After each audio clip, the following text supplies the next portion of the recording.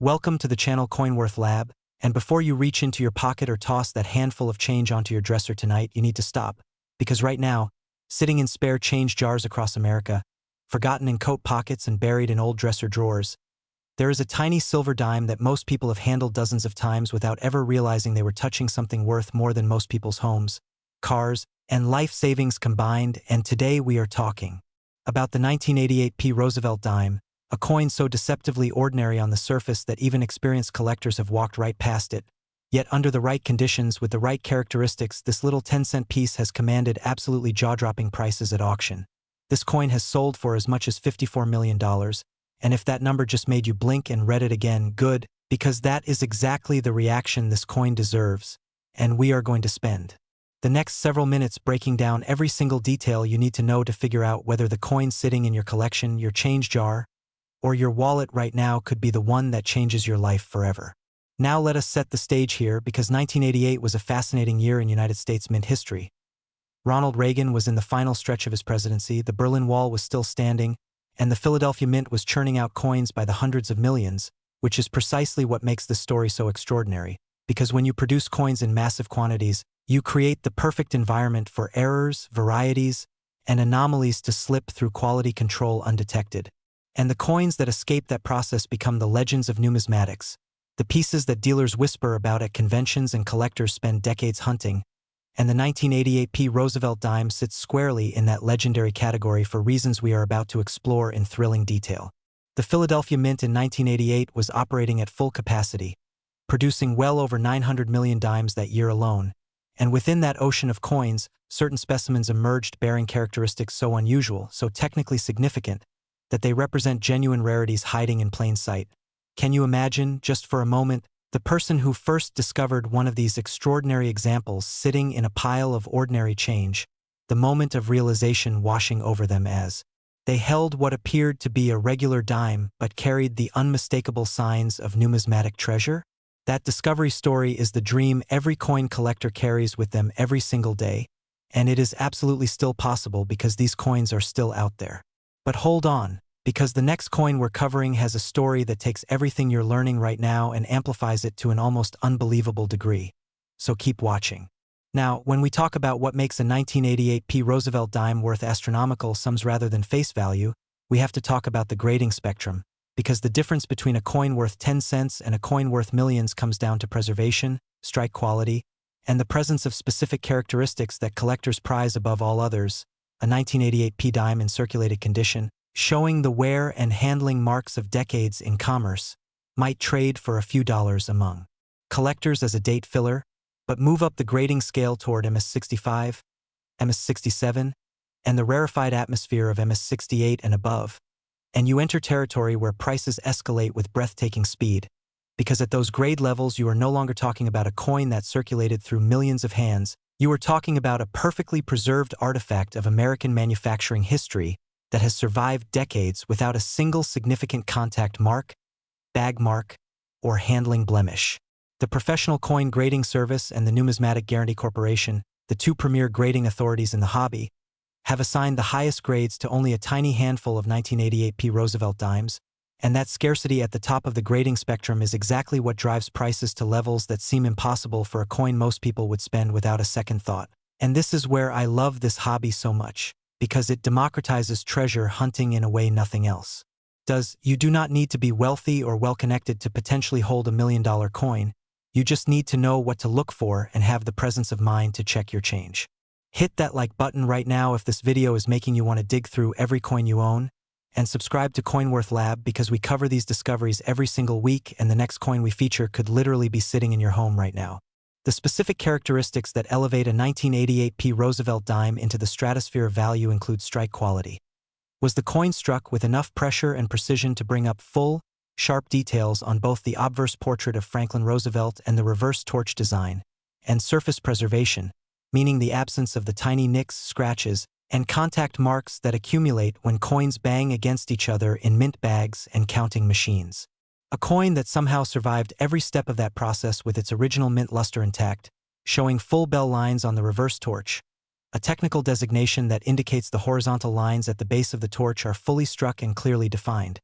achieves what collectors call full bands designation, and a 1988 P. Roosevelt Dime graded MS 68 full bands represents one of the most coveted examples of modern American coinage, with a population so low that you could count the finest known examples on one hand. Now here is where it gets really interesting, and this is the kind of insider knowledge that separates the collectors who find treasures from the ones who spend them. The 1988 P dime has specific die varieties that trained eyes can identify, subtle differences in the positioning of design elements, the depth of relief, the characteristics of the lettering that indicate which specific dies were used to strike a particular coin, and certain die marriages, meaning the specific combination of obverse and reverse dies, produce coins with characteristics that specialists actively hunt today, paying premiums that dwarf what the same date in a different variety might command. Wait until you hear what happened next in the auction rooms when these specimens started appearing. Dealers who had handled thousands of Roosevelt dimes suddenly found themselves in bidding wars, phone bidders competing with floor bidders, online participants driving prices higher and higher as the reality of how few perfect examples existed became undeniably clear, and the final hammer prices sent shockwaves through the numismatic community that are still being felt today. The keep watching reward here, because the next coin in our lineup tonight carries an even more astounding number attached to it. So do not go anywhere. For the viewer at home trying to practically assess whether their 1988 P. Roosevelt dimes might warrant professional evaluation, here is what you should examine. First, look at the coin under good lighting, ideally with a loupe or magnifying glass, and tilt the coin at various angles to observe the luster, which on a high-grade example should flow in beautiful cartwheel patterns across the surface, indicating the original mint frost has never been disturbed by cleaning, polishing, or improper handling. Any sign of artificial cleaning, which appears as tiny parallel hairlines or an unnatural brightness, immediately disqualifies a coin from the highest grades and dramatically reduces its value. So if your coin looks suspiciously shiny or bright, that is actually a bad sign, not a good one. Next, examine the strike quality. Look specifically at Roosevelt's hair above his ear and at the torch on the reverse, paying attention to whether the details are crisp and fully defined or whether they appear soft, weak, or incomplete, because strike quality is paramount in the evaluation of modern coinage where collectors demand perfection, and a weakly struck coin, no matter how well preserved, will never achieve the grades that command 5, 6, or 7-figure prices. The human stories connected to this coin are extraordinary. Collectors who spent years, sometimes decades, patiently acquiring rolls of 1988 P dimes from bank rolls, carefully examining each one under magnification, building a detailed understanding of the die varieties and their characteristics, and then experiencing the indescribable moment when they finally found an example with everything right: perfect strike, original luster, no contact marks, full bands, a coin that had somehow survived 30-plus years in the numismatic ecosystem without ever being spent, cleaned, or mishandled, preserved as if destiny itself had been protecting it for this moment of discovery. Can you imagine holding something that's small in your fingers and knowing it represents financial freedom? Subscribe to CoinWorth Lab right now, because every video we publish is another opportunity for you to gain the knowledge that could make exactly that moment possible for you. Next, the 1987 D Roosevelt dime. And if the previous coin made your jaw drop, I need you to brace yourself, because this Denver Mint specimen has achieved something even more staggering, with collectors paying up to $61 million for the finest known examples, a number that puts this modest 10-cent piece in the same conversation as old masters paintings and blue-chip real estate, yet it remains a coin that technically could still be floating around in everyday commerce, theoretically spendable at any cash register in America, which is either the most exciting or the most terrifying thing you will hear today, depending on whether you have been checking your change. The story of the 1987 D Roosevelt dime begins at the Denver Mint, distinguished by that small D mint mark nestled on the obverse just above the date, and 1987 was a year of tremendous production for Denver, with the facility striking massive quantities of dimes to meet circulation demand. And here is the fascinating paradox of modern rare coin collecting, because high mintage years can actually produce the scarcest collector coins when the survival rate of top-grade examples is considered. Against the total population, meaning a coin struck in quantities of hundreds of millions might actually be rarer in pristine condition than a coin from a century earlier with a mintage of just a few thousand, because those older coins were made in an era when people understood and valued coin preservation, while modern coins were made to be spent, handled, and ultimately worn down to worthlessness. The 1987 D sits in that fascinating sweet spot where massive production met brutal attrition. Most of those hundreds of millions of dimes were spent, lost, worn smooth, or destroyed, with the survivors scattered through collections around the world. And within that surviving population, the number that escaped every hazard while maintaining the original mint state perfection necessary for top grades is genuinely, shockingly small. Stick around because the coin we're revealing after this one carries a story that absolutely rewrites everything you think you know about pocket change. Now, Denver has a particular reputation among Roosevelt Dimes specialists because the characteristics of Denver-struck coins differ in measurable ways from their Philadelphia counterparts. The strike can vary,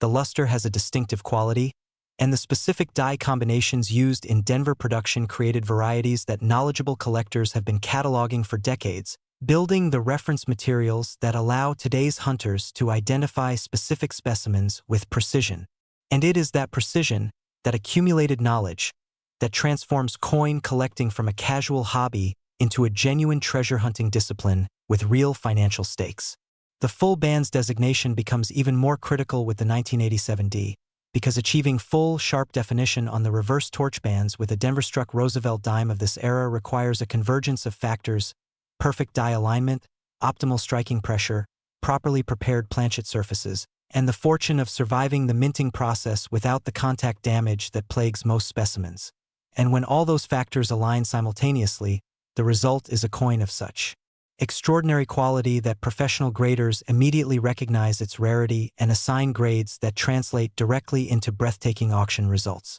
Drop a like if you have already started mentally cataloging the dimes in your collection, and share this video with every coin collector you know,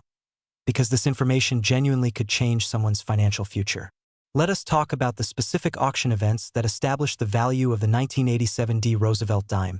because understanding how these prices are determined gives you a window into the psychology of serious numismatic collecting. When a coin of this caliber appears at a major auction house like Heritage Auctions or Stack's Bowers, it attracts attention from collectors, dealers, and institutional buyers who have been waiting years for the opportunity, and the competitive bidding that follows reflects not just the coin's current perceived value but its anticipated future appreciation, with sophisticated buyers understanding that the number of finest known examples can only stay the same or decrease as coins are damaged, lost, or improperly cleaned over time, while the number of collectors competing for them tends to grow as the hobby attracts new enthusiasts, and as general awareness of numismatic values increases through exactly the kind of educational content you are watching right now. The provenance of a coin, its documented history of ownership, exhibition, and publication,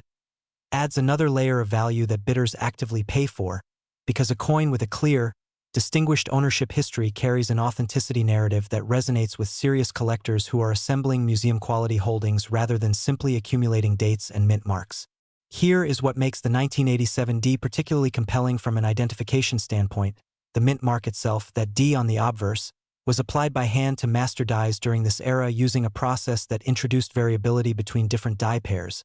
meaning that the position, depth, and orientation of the D can differ measurably from one coin to another, and specialists have documented these varieties in careful detail, assigning designations that help collectors identify which specific die pair struck a given coin. Some of these varieties are genuinely scarce and command premiums even in lower grades, while others are common even in high grades, and knowing the difference requires the kind of detailed reference knowledge that separates the casual observer from the serious specialist. Imagine having that knowledge in your pocket, literally in your pocket, walking through a flea market or an estate sale or a coin show and instantly recognizing something that dozens of other people had walked past without a second glance. That is the power of education, and that is exactly why channels like CoinWorth Lab exist. The wait there is more moment with the 1987 D comes when you understand that the value proposition extends beyond just the single finest known example. Coins graded MS-67 full bands are also extraordinarily scarce and trade at prices that would stun anyone who associated dimes only with their 10-cent face value, and even MS-66 full bands examples have sold for amounts that represent thousands of times face value, creating multiple entry points where a collector who simply paid attention at the right moment could experience a life-changing discovery. Subscribe to CoinWorth Lab and never miss another video where we break down exactly these kinds of opportunities hiding in plain sight throughout American coinage history. Next, the 1970 P Roosevelt dime, and we have been building to this moment all video long, friends, because this is the grand finale, the coin that sits at the pinnacle of everything we have discussed today, a 1970p Roosevelt dime that has commanded an absolutely staggering $70 million at the heights of numismatic achievement, a number so extraordinary that it demands we take a moment to simply absorb what it means. $70 million for a coin with a face value of 10 cents. A coin produced in the hundreds of millions. A coin that a child might find under a couch cushion and drop into a gumball machine without a second thought. And yet here we are, talking about a specimen of this exact coin that has been valued at a level that would make it one of the most expensive objects ever transferred between private collectors in any category. Not just coins, any category. And the reason this final coin in our presentation deserves that grand finale treatment is because the story of what makes a 1970p Roosevelt dime worth $70 million is the ultimate culmination of everything the numismatic world understands about rarity, preservation, historical significance, and the magnificent obsession that drives collectors to pursue perfection across generations. The Philadelphia Mint in 1970 operated in a world that was transforming rapidly. The space age was in full swing, the Vietnam War was reshaping American society, and the United States Mint was producing coins with the same mechanical processes that had been refined over decades, processes that were reliable but not perfect, and within that imperfection lies the entire foundation of modern numismatic treasure hunting. What we are really talking about when we discuss the 1970p Roosevelt dime at the highest levels is the intersection of scarcity and perfection. The Philadelphia Mint struck enormous quantities of dimes in 1970,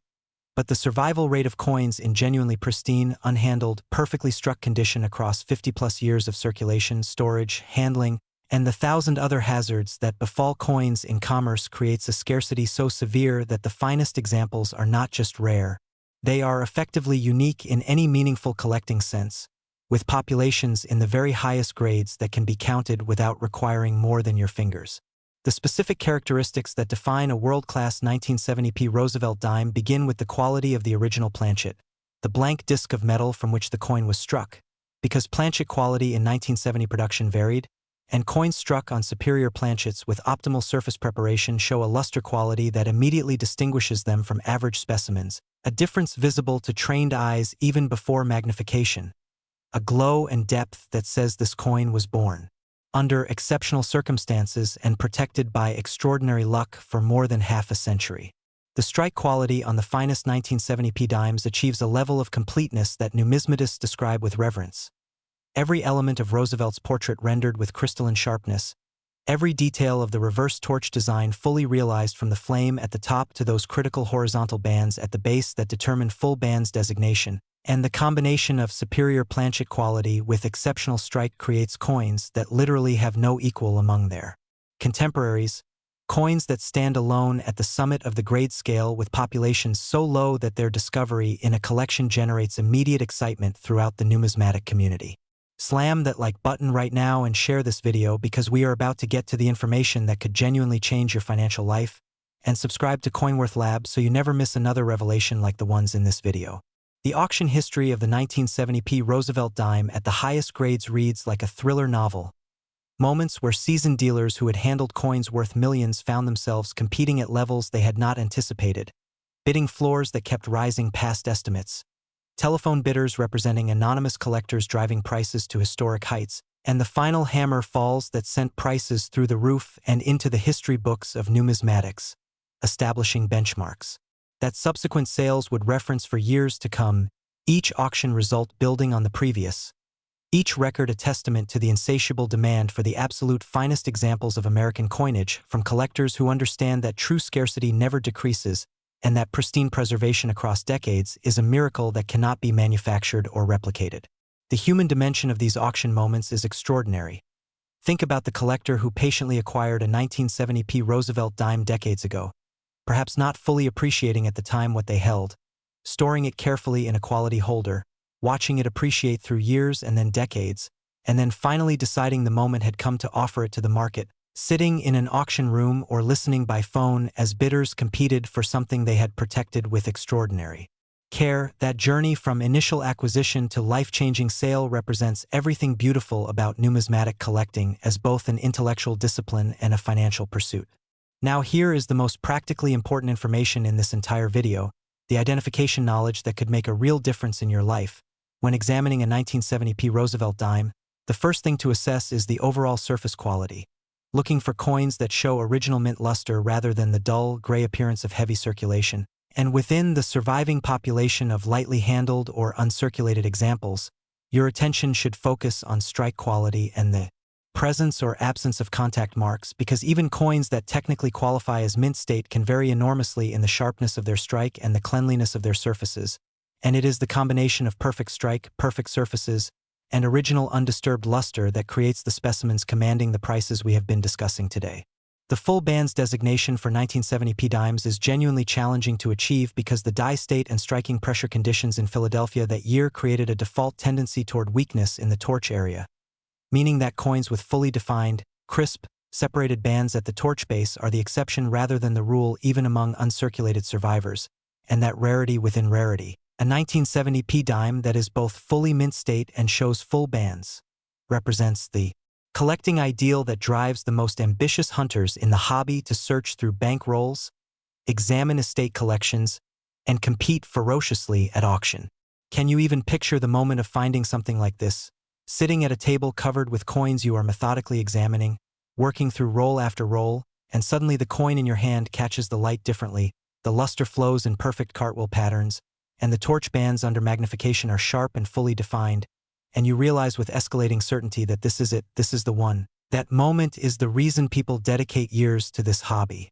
The moment that justifies every hour of research and every careful examination. And it is absolutely still possible because these coins are still out there, still sitting in collections and jars and inherited coin hoards waiting for someone with the knowledge to recognize them. The legacy of the 1970p Roosevelt dime in numismatic history goes beyond its individual auction results. It represents a broader truth about American coinage that has profound implications for every collector and casual change handler, which is that the coins most likely to achieve extraordinary values are not always the ones that look special or rare. They are the ones that achieved an unlikely combination of perfect manufacture and perfect preservation across decades.